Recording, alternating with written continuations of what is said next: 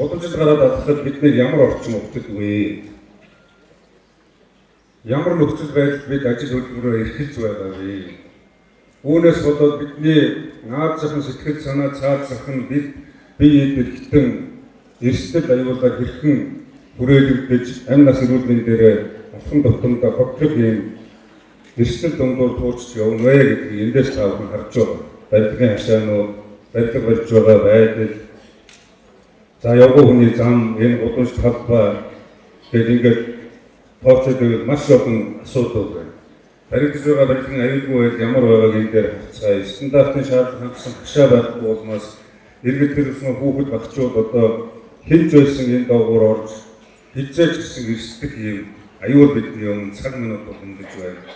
Тураад байгаа дээр иргэдийн амьдрах суух орчин аюулгүй байдлыг хангахтай холбоотой хотын стандарт орчны аюулгүй байдлын газар гэж шинээр байгуулагдсан. Янз зохицуулалтын газар. Ийм газар байхгүй, энийг мөрдүүлдэг албан ёсны бүтэц байхгүй учраас хот маань өнөөдөр яг саяны байдалтай болсон байна.